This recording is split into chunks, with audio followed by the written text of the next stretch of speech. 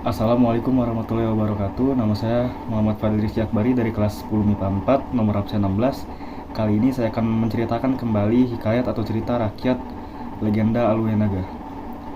Jadi, pada suatu hari, Sultan Merah mendengar rakyatnya mengeluh karena banyak hewan ternak mereka hilang di Bukit Lamyong. Dan juga, dalam kurun waktu belakangan ini, gempa bumi kerap terjadi tanpa ada tanda-tanda dari alam sekitar. Sultan Merah kemudian memerintahkan sahabatnya, yaitu Renggali, putra dari Raja Linge, untuk menyelidiki bukit itu.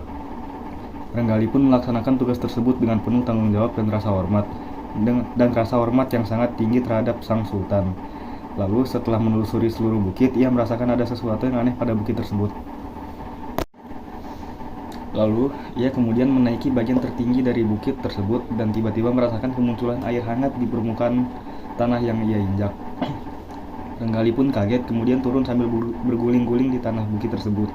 Tiba-tiba, entah dari mana, muncullah suara permintaan maaf. Lalu Renggali pun mencari sumber suara permintaan tersebut di sekitarnya.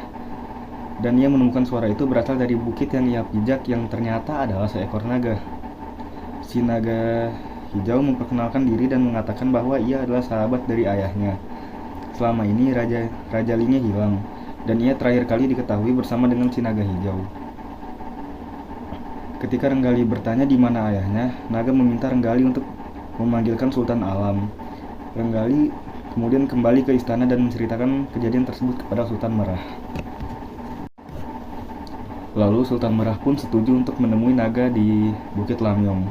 Sesampainya di sana, si naga menceritakan kejadian yang sebenarnya, bahwa ia telah membunuh Raja Linge dan jasad sang raja ada di bawah tubuhnya.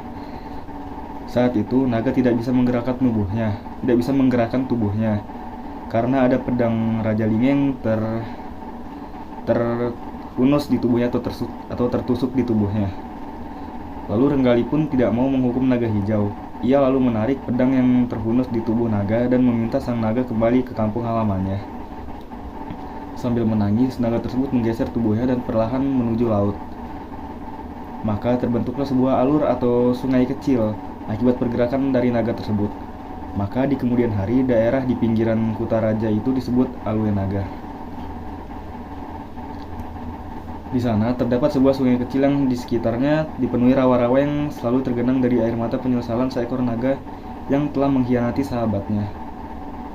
Pada bukit bekas tubuh naga terbentuknya sebuah sungai kecil yang dipenuhi rawa-rawa dengan genangan air. Kemudian Sultan Merah memberi nama wilayah tersebut sebagai Bukit Alue Naga.